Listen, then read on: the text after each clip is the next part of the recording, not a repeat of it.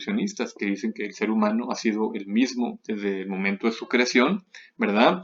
Hacia adelante. Es decir, estas teorías evolucionistas niegan principalmente pues la evolución de las especies de Charles Darwin, ¿verdad? La teoría antievolucionista dice que la jirafa siempre, desde un principio, fue creada con el cuello largo. Desde un principio, el ser humano fue distinto del orangután, del chimpancé, del gorila, ¿verdad? Y que no provenimos del mono, no provenimos del mono. Em, este, etcétera, etcétera, ¿no? Entonces, ¿por qué explico esto, muchachos? Bueno, lo explico porque la pregunta nos plantea esta situación, esta posibilidad. Los personajes mitológicos, aquí estamos en el tema, ¿no? En el título. Los personajes mitológicos tienen algo en común con los hombres de hoy. ¿Y por qué preguntarlo? Pues también específicamente los personajes mitológicos, pues como les comentaba en el video, si no me equivoco al principio, les comentaba que los mitos como género narrativo literario, pues fueron los primeros, es decir, fueron las primeras manifestaciones literarias, orales, obviamente, de las culturas más antiguas. Entonces, es interesante abordar los mitos desde esa perspectiva. ¿Por qué? Porque, ¿a qué me refiero con ello? Si nosotros leemos mitos muy, muy, muy antiguos, nos podemos dar cuenta cómo vivía el ser humano, cómo era el ser humano, qué le preocupaba al ser humano, ¿verdad? ¿Qué le motivaba? ¿Verdad? ¿Qué le daba sentido a su vida? ¿Qué interrogantes tenía? ¿Qué inquietudes tenía el ser humano? Y podemos compararlo con nosotros, seres humanos del siglo XXI, personas del siglo XXI.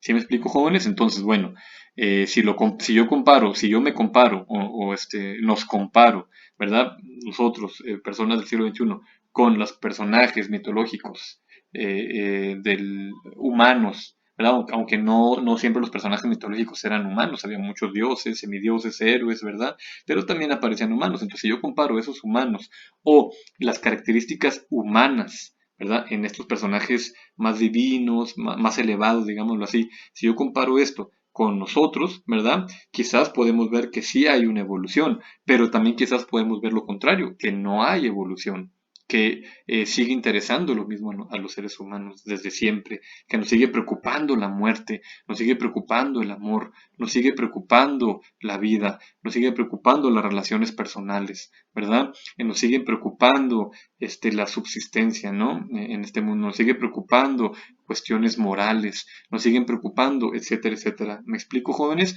Entonces, a eso yo los invito en este video, ¿no? A que ustedes reflexionen, piensen. Y para ello, pues sería importante o interesante leer este mito. O sea, aquí tenemos un mito, el mito de Prometeo, ¿verdad? Pero siento que si lo leo, bueno, nos va a quitar mucho más tiempo, o no nos va a quitar, perdón, sino que va a alargar, mejor dicho, el video, perdón.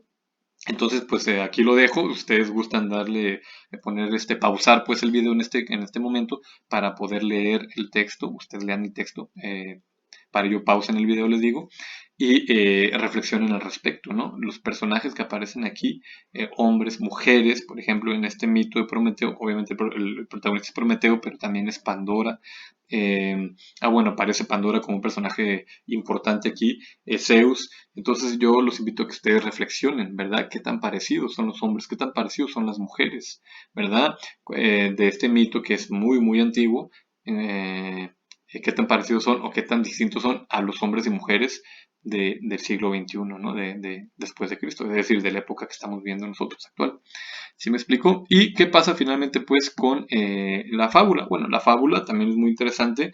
La fábula es muy antigua también, surge en la India con los Panchatantra, que es un texto de un conjunto pues de varias fábulas. Lo interesante de las fábulas, jóvenes, es que bueno, no son tan antiguas como el mito, sí son muy antiguas, pero no tan antiguas como el mito. Lo interesante también es que las fábulas nos van a tener, pertenecen al género, digamos, didáctico de la literatura. ¿Por qué didáctico? Porque buscan dejarnos siempre una enseñanza moral, una moraleja. Ya ven que siempre que terminamos una fábula encontramos una moraleja. O también depende mucho del autor. Hay autores que preferían poner desde un principio, indicar desde un principio la moraleja y luego ya la historia, ¿no? La fábula. O al revés. Entonces, bueno, eso es algo importante. La fábula tiene una enseñanza moral y para llegar para conseguir esa enseñanza, pues se exponen continuamente los vicios, las perversiones, del ser humano, de las personas, ¿verdad? Se critican pues los malos hábitos, ¿verdad? La debilidad del ser humano. Pero lo interesante es que, bueno, dependiendo del tipo de fábula, por ejemplo, en los apólogos encontramos que estos vicios o estos defectos de las sociedades y de los seres humanos, pues, son representados normalmente por animales o por objetos que normalmente son inanimados, pero se les da, digamos, vida, ¿verdad? En las fábulas. Entonces, son las fábulas que normalmente nosotros conocemos desde pequeños, ¿no? Donde aparece el zorro, el cuervo, el perro, ¿verdad? La serpiente, la rana, e incluso objetos que normalmente pues, son inanimados, ¿verdad? Sin vida. Y les digo, lo interesante de esto es que a través de estas historias, ¿verdad? De estas historias, em, donde aparecen como protagonistas los animales y objetos, nos dejan enseñanzas acerca de la moral en los seres humanos, ¿verdad? Tenemos otro tipo de fábula que es la parábola, en la que sí, ahora sí aparecen humanos, ¿verdad? Pero en esta suele hacerse crítica a las costumbres de los humanos, ¿no? A sus vicios, ¿ok? Dice aquí, pero también de las características suele nombrarse o suele incluirse o mencionarse las características universales de la naturaleza humana en general. ¿Ok?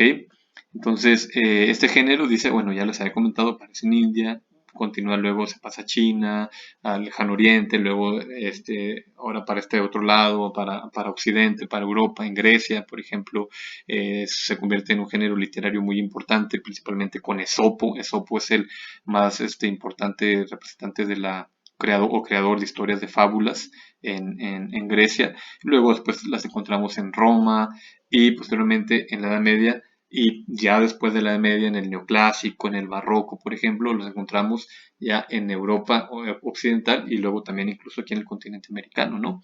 Los más importantes o más representativos autores de las fábulas de Occidente, pues, como les comentaba, es Esopo, en Grecia, vivió algunos siglos antes de Cristo.